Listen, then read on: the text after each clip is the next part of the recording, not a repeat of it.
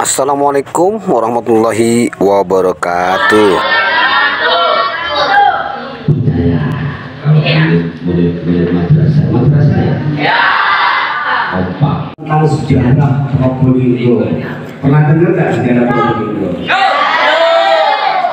Khususnya sejarah Krucil. Karena di Krucil ini dahulu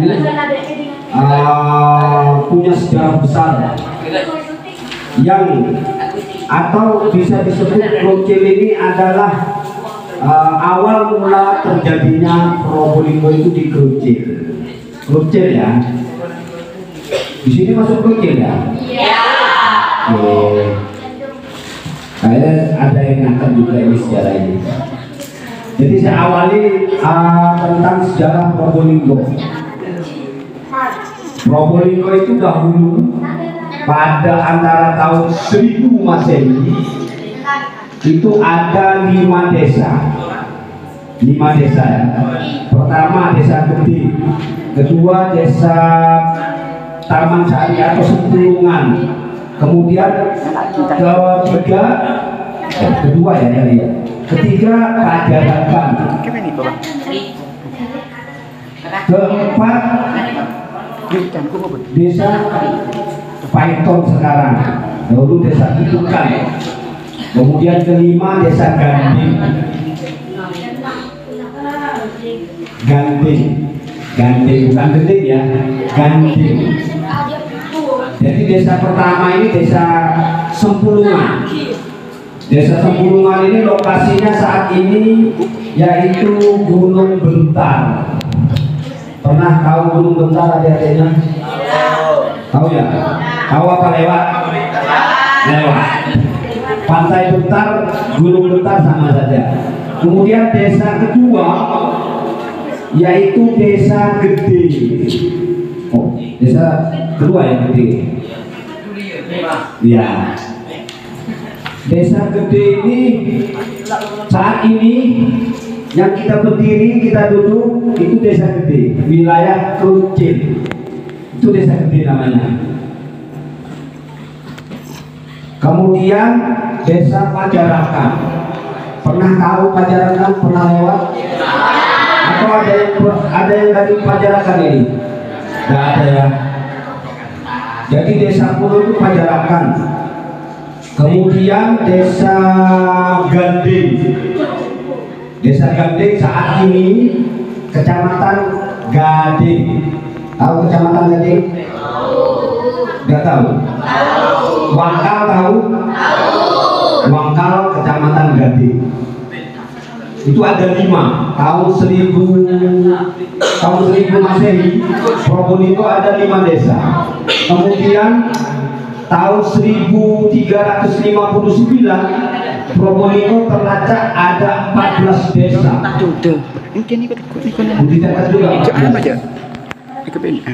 Ya. Pertama Wawaru. Ya Allah. Desa Wawaru ya, desa kuno ini. Kemudian kedua yaitu Dadaleman.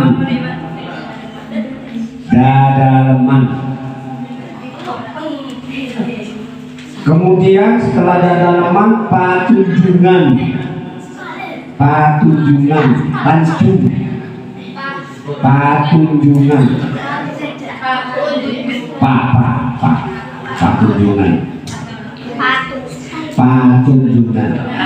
Kemudian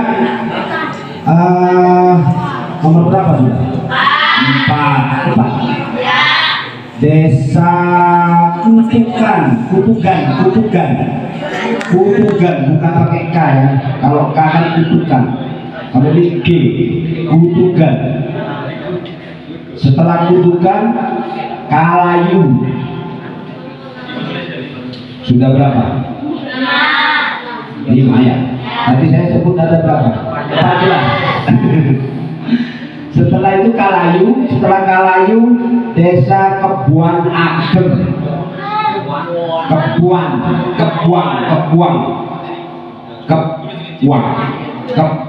Ageng. Setelah Kebuan Ageng Ada lagi desa Bulu. Bulu. Oh, tahu desa Bulu? Sekarang desa Bulu itu menjadi Raksan. Tahu Raksan? Raksan tahu ya? Sudah berapa? 6, 7. Gitu ya. Kemudian setelah desa Bulu yaitu Pajarakan. Setelah Pajarakan ada desa Kambang Rawi. Kambang Rawi. Kambang. Jadi kalau kembang itu sama, cuman E-nya diganti A. Kambang. Kambang Rawi. Itu desa kuno. Kemudian setelah Kambang Rawi ada Ganding, desa Ganding. Ganding yang tadi di Mangkal itu ya, Ganding ya. Kemudian setelah Ganding ada desa Gede, yaitu lokasi kita. Krucil saat ini itu desa Gede ya. Sudah berapa? 11. 14. Setelah desa Gede ada desa Sumanding. Sumanding bukan Sumanding. Sumanding itu saat ini menjadi wilayah Dringu. Tahu Dringu? Itu aketek. Tahu ya Dringu ya? Setelah Dringu ada desa Borang. Tahu Borang? Borang. Gulung. Pernah ke Borang? Pernah ke kota Probolinggo? Dari sini? Pernah ya? Ke kota Probolinggo dari sini adik-adiknya ada pintu gerbang perbatasan kabupaten dan kota itu Borang. Kemudian ada Baremi, desa Baremi, bukan Bermi ya, Baremi.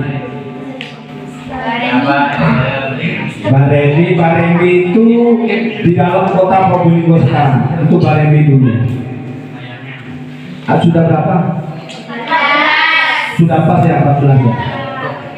Di situ setelah masa tahun 1359 ini masa kerajaan Majapahit. 1359 itu masa kerajaan Majapahit. Terlacak dan tercatat di dalam kitab Negara Kertagama atau Lontar ya. Kalau dahulu itu ada budaya ketika orang menulis buku semacam ini ditulis buku itu disebut kitab orang dahulu. Kalau sekarang kan buku ya, buku dan kitab beda kan kalau sekarang. Kalau dulu tidak ada beda.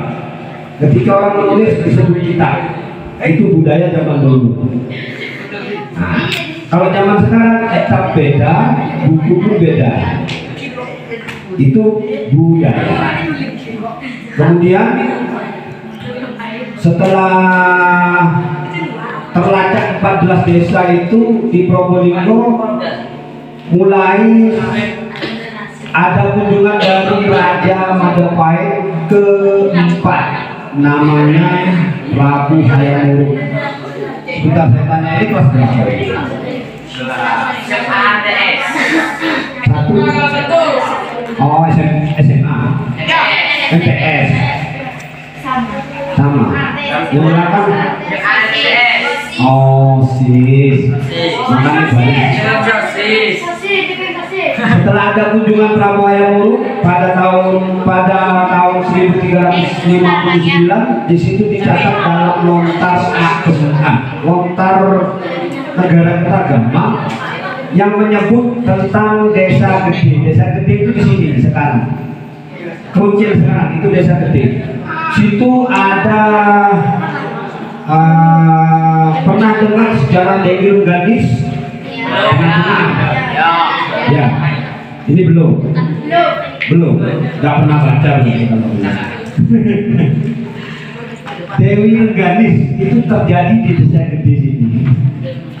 Rumahnya pun ada di sini, ada di Istana Rengganis di puncak gunung ya. Itu ada di sana. Itu terjadinya di wilayah Kruncil. Dewi Rengganis sesuai dengan catatan buku atau lontar ageman itu ada di desa sini. Makanya anak-anak sini tak lihat cantik-cantik semua Dewi Rengganis, termasuk yang belakang kalau senyum manis. Kunjungan Prabu Hayamuruk itu ke sini untuk melakukan perjanjian dengan salah satu padepokan. Tahu padepokan? Perguruan. Tahu perguruan? Kalau zaman sekarang disebut sekolah seperti kalian ini. Kalau sekarang pondok pesantren atau sekolahan itu kalau dahulu disebut padepokan atau perguruan. Di sini ada namanya perguruan Hyang Argo. Hyang Argo, tahu? Dulu ini asli sini semua ya? Pernah dengar nama asli perguruan Argopuro? YouTube. Tidak pernah. Ada yang bilang pernah tadi di belakang. Jadi pegunungan Argopuro ini nama aslinya dahulu itu Gunung Seronjang. Seronjang, bukan Gunung Argopuro dulu. Setelah ada perguruan atau padepokan Hyang Argo, disebutlah pegunungan Argo. Ditambah pura. Tahu pura? Pura itu tempat sembahyang agama Hindu ya. Kalau Argo Puro ini artinya pintu gerbang batu. Itu menurut catatan kunonya Argo Puro, pintu gerbang batu. Jadi di Argo Puro ini ada 4 pintu gerbang batu, dan 4 pintu gerbang batu ini ditulis dalam prasasti Wangkal. Pernah adik-adiknya pernah melihat prasasti Wangkal nggak? Batu tulis. Pernah ke Wangkal? Ada yang pernah ke Wangkal? Pasar Wangkal tahu? Ke timur sedikit ada jalan batu tulis. Ada ya? Adik-adiknya tinggal ke utara Dejo.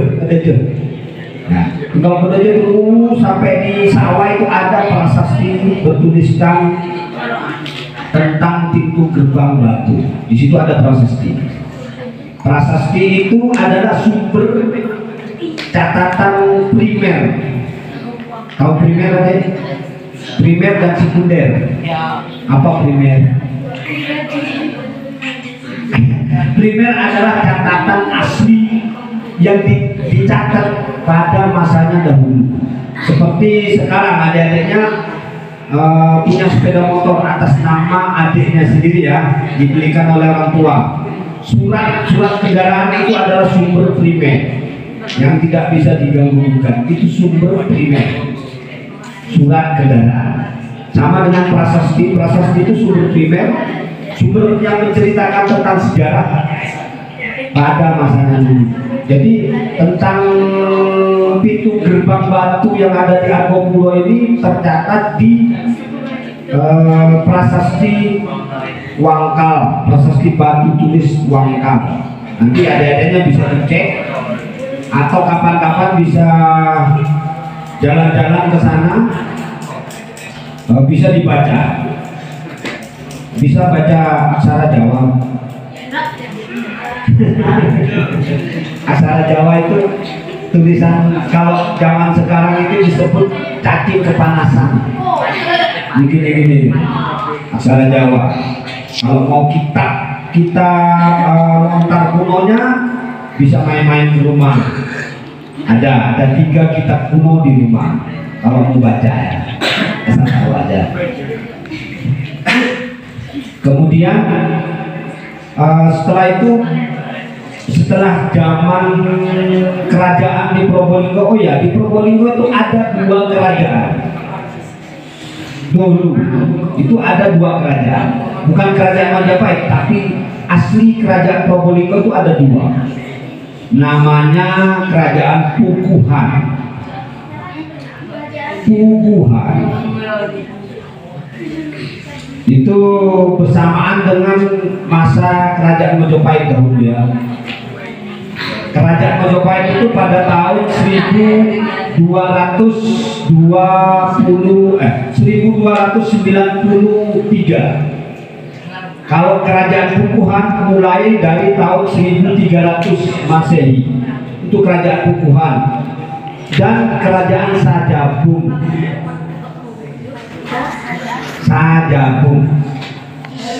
Bukti sejarahnya, kalau kerajaan Sajabung ini bukti sejarahnya adalah Candi Jabung. Tahu Candi Jabung? Ada yang pernah ke sana? Ya. Kalau kerajaan Puguhan itu bukti sejarahnya berupa bangunan istana yang masih ada sampai sekarang, yaitu situs Santana. Tahu di situs Santana kayaknya? Pernah lewat Pondok Genggong? Timurnya Pondok Genggong itu ada bangunan kuno namanya Kerajaan Puguhan, seperti Masjid Santana. Pernah dengar Masjid Santana? Pernah ya? Desa Tergenang. Atau dari Genggong pusat itu, karena ada geladak apa jembatan? Jembatan ke timur, terus ngikuti sampai tembus ke jalan Desa Temenggungan, itu ke utara. Di situ ada Keraton Puguhan namanya. Masih ada bangunannya sampai sekarang.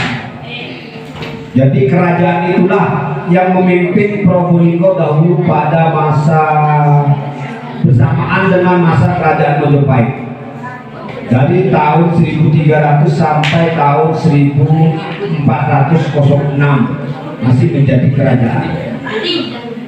Namanya Puguhan. Kemudian setelah itu, setelah masa kerajaan, Probolinggo mengalami masa era para wali atau masuknya Islam ke Probolinggo.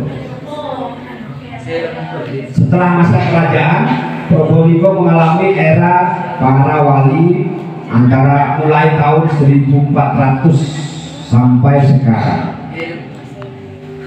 Jadi era para wali. Jadi adik-adiknya nanti kalau misalnya ada dengar sejarah kerajaan Islam, Islam bukan kerajaan tapi agama. Ya, paham deh. Jadi kalau ada cerita untuk Islam, kerajaan Islam menggempur atau perang dengan kerajaan Hindu, salah. Islam bukan kerajaan, karena Islam tidak mempunyai prajurit dan tidak mempunyai sistem pemerintah. Tapi sistem pemerintahan, sistem kerajaan bisa dipelajari di Islam. Paham? Islam itu dalam konteks, kalau dilihat dari sisi budaya, Islam itu ada kiai dan santri. Raja tidak ada di Islam. Jadi kalau nanti suatu saat adik-adiknya kalau sudah gede, mungkin melanjutkan ke universitas, akan ada cerita bahwasanya Islam menyerang kerajaan Hindu. Itu tidak benar, karena Islam bukan kerajaan. Ya, paham deh ya. Ingat-ingat nanti kalau sudah gede, oh benar katanya Pak Eko. Jadi itu kalau dilihat dari sisi budaya, Karena Islam masuk ke Nusantara itu melalui budaya.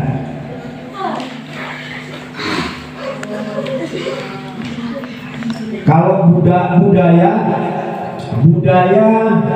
yang ada di Nusantara dahulu sebelum masa kerajaan ataupun masa-masa berikutnya, itu ada salah satu budaya yang sampai saat ini dikerjakan sama kita, yaitu belajar, sekolah. Jadi zaman kerajaan dahulu ada padepokan, perguruan. Kalau zaman sekarang ada sekolahan. Itu budaya. Jadi budaya untuk mendidik kita agar kita bisa tahu apa dan bagaimana. Tapi kebanyakan di media sosial sekarang itu banyak yang bertanya, malah banyak sekolahan tapi orangnya malah tidak pintar, tidak cerdas, malah bertanya, babi haram kenapa diciptakan? Bisa jawab dan kira-kira kalau kayak gitu? Babi haram, diharamkan, tapi kenapa diciptakan oleh Allah? Itu banyak yang bertanya, generasi muda itu banyak yang bertanya, kenapa? Bisa jawab dan kira-kira? Babi diciptakan, babi diharamkan, kenapa diciptakan? Jawabannya tidak terlalu banyak, sedikit aja, agar manusia memiliki pilihan, bisa memilih. Paham ya? Kalau tidak ada, kalau manusia tidak bisa memilih, maka semuanya yang haram sikat. Kenapa babi diciptakan? Kenapa babi binatang haram tapi diciptakan? Agar kita punya pilihan, memilih, dan untuk kita bisa memilih membutuhkan sekolah, membutuhkan pendidikan seperti ada sekarang ya. Jadi bisa memilih katakanlah mana kakak-kakak OSIS yang kejam, mana kakak-kakak OSIS yang baik, kan bisa pilih. Seperti itu, sama dengan seperti itu. Kenapa babi haram tapi diciptakan? Agar kita punya pilihan. Itulah budaya. Ini masuk ke dalam budayanya. Nanti habis ini kayaknya ada dari polisi yang akan menerangkan tentang narkotika. Sekarang setelah itu Probolinggo mengalami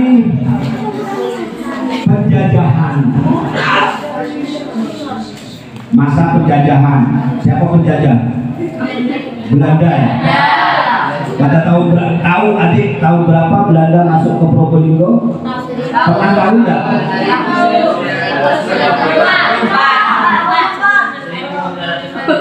1944. Itu Jepang. Catat ya, nanti akan ada pertanyaan, ada 3 pertanyaan nggak ini? Tak kasih hadiah nanti. Tak kasih. Nanti setelah saya selesai. Belanda atau penjajah masuk ke Probolinggo itu pada tahun 1743. Jadi penjajah Probolinggo dimasuki oleh penjajah pada tahun 1743. Kemudian penjajah mendidik masyarakat Probolinggo selama 3 tahun. Setelah itu diaturlah atau Belanda atau penjajah membentuk sistem pemerintahan ala Belanda pada tahun 1746. Sehingga Probolinggo memiliki bupati pertama di Probolinggo. Adik tahu bupati pertama Probolinggo? Nggak tahu? Namanya Kiai Joyolono. Joyolono. Joyo.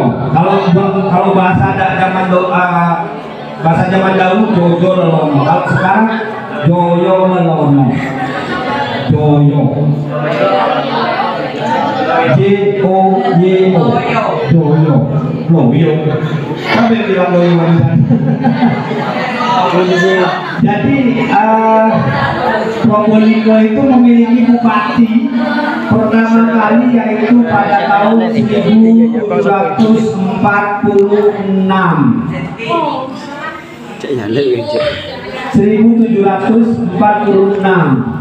Itu bupati pertama kali di Probolinggo yang dibentuk oleh Belanda, sehingga bupati ini mencakup seluruh Probolinggo termasuk Krucil, termasuk Tengger. Tahu Tengger? Tahu Bromo? Bromo nama lain Bromo adalah Tengger. Nama lain bukan Tengger, Tengger. Kemudian Belanda memisah Probolinggo menjadi dua. Akhirnya kita saat ini mengenal ada kota dan ada kabupaten. Jadi di kota itu ada wali kota, di kabupaten ada bupati. Kalau dahulu jadi satu, ada kota sama kabupaten. Itu mulai dibentuk oleh Belanda pada tahun 1918.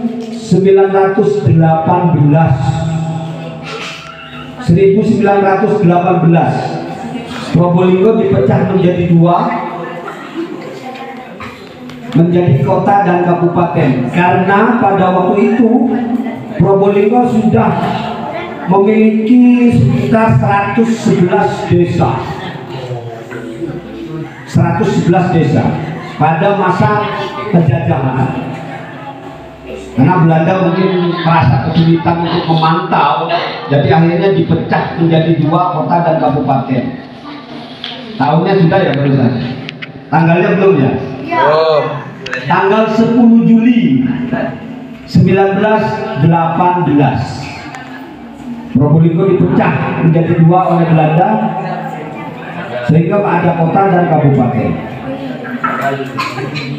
Tanggal 10 Juli 1918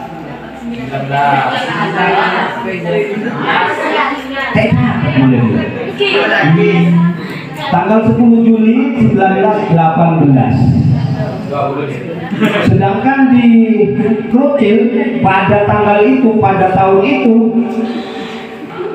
ngerti tahun itu, tahun 1918 di Krucil dibangunlah pabrik kopi.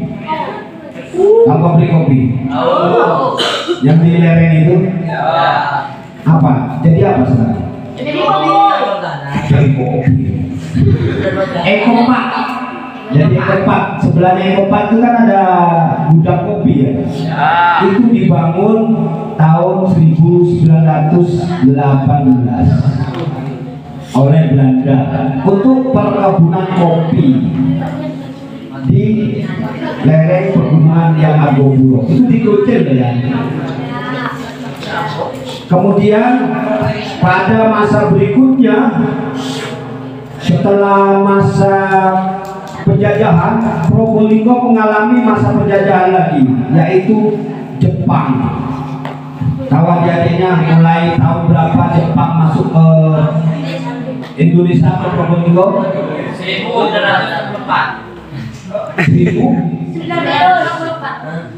1944. Jepang masuk ke Indonesia itu 1942. Tidak apa-apa, asal berani jawab, semangat. 1942 itu di Nusa Nusantara atau Indonesia. Jepang masuk ke Probolinggo pada tanggal 9 Maret 1943 masuk ke Probolinggo. Setahun berarti sudah ke Probolinggo. 1943. Sudah dicatat ya. Itu Jepang. Kemudian Jepang pergi meninggalkan Probolinggo pada tanggal 29 September 1945. Ya, September 45. Ya, itu Jepang udah pergi dan kita sudah merdeka. Akan tetapi setelah kita merdeka, datang lagi Belanda menjajah Probolinggo pada tanggal 22 Juli 1946. Itu masuk ke Probolinggo, menjajah Probolinggo lagi.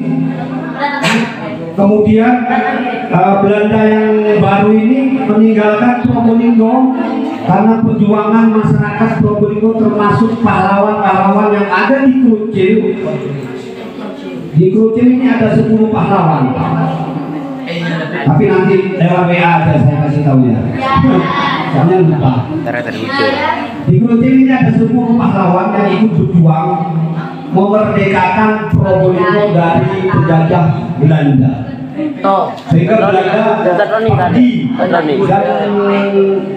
Probolinggo merdeka pada tanggal 29 September 1950. Probolinggo sudah merdeka dari penjajahan Belanda. Jadi